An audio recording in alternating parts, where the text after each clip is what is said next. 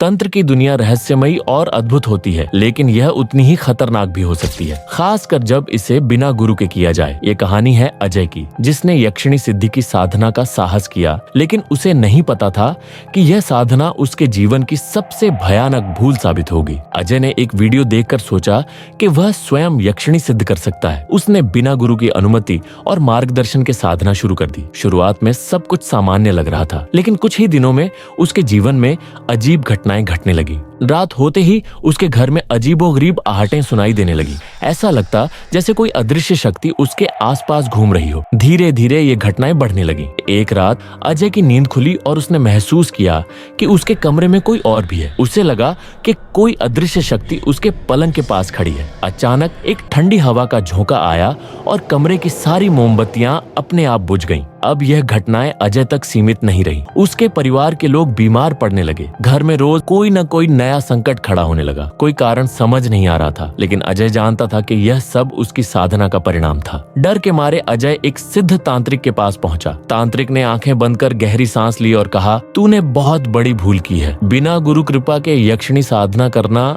आत्मघाती होता है। अब तेरी रक्षा केवल महाकाली ही कर सकती है। तांत्रिक ने महाकाली की साधना शुरू की। जैसे ही उन्होंने महाकाली के मंत्रों का जाप किया, अजय के चारों ओर की नकारात्मक शक्तियां धीरे धीरे शांत होने लगी। लेकिन साधना पूरी होने से पहले एक जोरदार चीख पूरे कमरे में गूंज उठी। ऐसा लगा जैसे कोई शक्ति जल रही हो। महाकाली की कृपा से अजय को उस भयानक शक्ति से मुक्ति मिल गई, लेकिन वह अनुभव उसे जीवन भर याद रहा। यक्षिणी साधना और तंत्र शक्तियां रहस्यमयी हैं, लेकिन बिना गुरु और उचित विधि के इन्हें करना घातक हो सकता है। यदि आप इस विषय में रुचि रखते हैं तो किसी अनुभवी गुरु से मार्गदर्शन लें।